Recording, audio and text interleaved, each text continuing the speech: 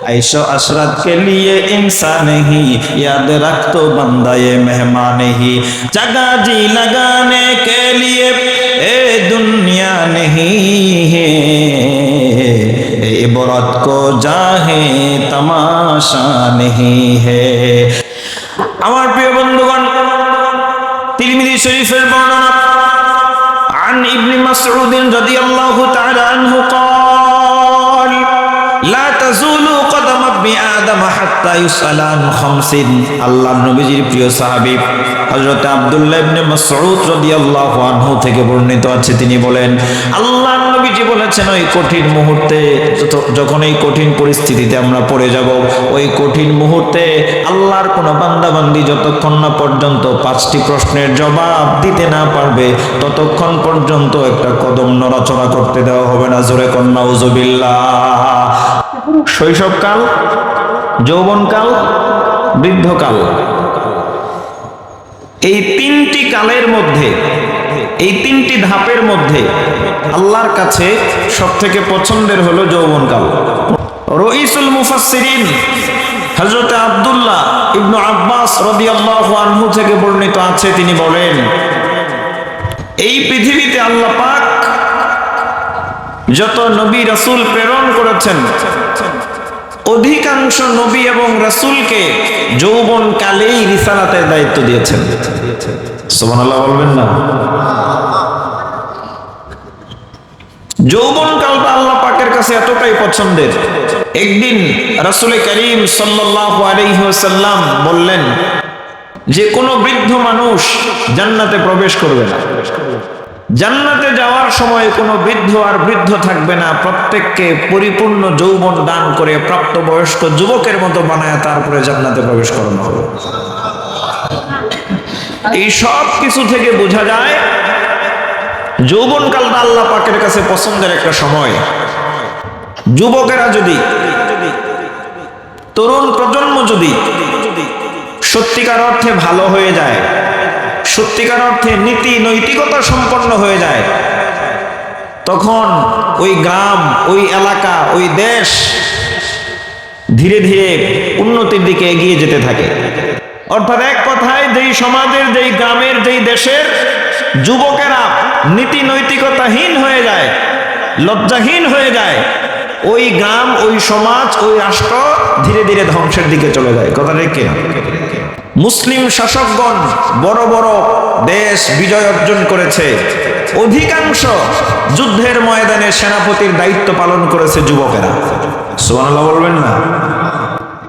খালিদ বিন ওয়ালিদ রাদিয়াল্লাহু আনহু, তিনি জীবনে কোনো যুদ্ধে পরাজয় বরণ করেন নাই, তিনি ছিলেন একজন যুবক। স্পেন বিজয় করেছে তারেক বিন জিয়াদ, তিনি সুকৌশলে বিশাল অস্ত্রশস্ত্রে সজ্জিত বাহিনীর সামনে অল্প কিছু মুসলিম বাহিনীকে নিয়ে আক্রমণ করে জয়লাভ করেছেন। তার অন্তরে ছিল ঈমানের স্পৃহা, আর বুকে ছিল যৌবনকালের যে অদম্য সাহস এবং শক্তি, আল্লাহর উপর ভরসা। আল্লাহ পাক তার মাধ্যমে স্পেনকে বিজয় দান করেছেন। আর বর্তমান সময়ে আমাদের যুবকরা যেন ভালো হতে পারে, তাদের চরিত্র যেন উন্নত হয়, তারা যেন মানুষের মতো মানুষ হয়, ভবিষ্যতে সত্যিকার অর্থে সুখী সমৃদ্ধ ইসলামের বাংলাদেশ গঠন করার জন্য তারা যেন ভূমিকা পালন করতে পারে, এই জন্য তাদের চরিত্র পাল্টানোর জন্য কোনো উদ্যোগ নাই। যুবকদের চরিত্র যেন নষ্ট হয়, এরকম হাজারো উদ্যোগ আছে। কথা ঠিক কিনা? জমিন থেকে সূর্যের দূরত্ব হলো 9,30,00,000 মাইল। সম্মানিত হাজিরিন, জমিন থেকে সূর্যের দূরত্ব হলো 9,30,00,000 মাইল। এত দূরে সূর্যটা থাকার পরেও যখন আমাদের মাথার উপরে তাপ দেয়, আলো দেয়, আপনি খেতে খামারে বাগানে কাজ করতে গেছেন, 10-15 মিনিট রোদের মধ্যে থাকলে অস্থির হয়ে যায়, মাথার ঘাম পায়ে পড়তে থাকে। আমার প্রিয় বন্ধুগণ, আমরা অস্থির হয়ে যাই, কোথায় গেলে ছায়া পাওয়া যাবে, কোথায় গেলে পানি পাওয়া যাবে, শরীরের ক্লান্তি দূর করব কিভাবে, টেনশনে পড়ে যাই। এবার একটু কল্পনা করুন, আল্লাহ পাক বলেন আমি অবশ্যই তোমাদেরকে একত্রিত করব, তাতে কোনো সন্দেহ নাই।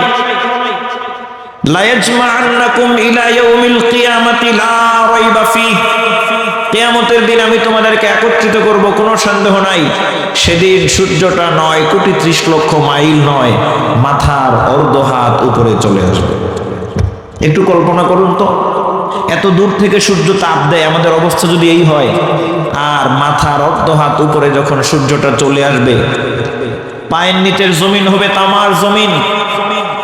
মাথার উপর থেকে সূর্যের তাপ, পায়ের নিচ থেকে তামার জমিনের তাপ। সৌদি আরব বা অন্যান্য দেশে যারা ভ্রমণ করেছেন, প্রচন্ড গরম, বালিতে হাঁটা যায় না, ফুসকা পড়ে যায়, এত তাপ।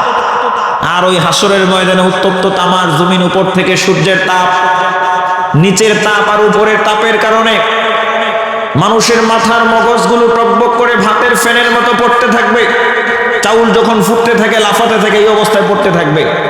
এরপরে হাদিসের মধ্যে আছে, প্রত্যেকের সীমা লঙ্ঘন অনুযায়ী, পাপ অনুযায়ী ঘাম হবে। কেউ হাঁটু পর্যন্ত ঘামের মধ্যে দাঁড়ায় থাকবে, কেউ কোমর পর্যন্ত ঘামের মধ্যে দাঁড়ায় থাকবে, কেউ বুক পর্যন্ত ঘামের মধ্যে দাঁড়ায় থাকবে, কেউ বা আবার পাপের কারণে ঘামের মধ্যে হাবুডুবু খাইতে থাকবে।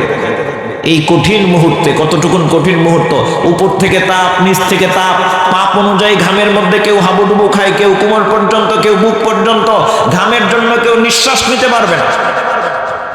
এই কঠিন মুহূর্তে আল্লাহ নবী বলেন, 5টি প্রশ্নের জবাব যতক্ষণ পর্যন্ত আল্লাহর কোনো বান্দাবান্দি দিতে না পারবে, ততক্ষণ পর্যন্ত সামান্যতম এক চুল নড়াচড়া করতে দেওয়া হবে।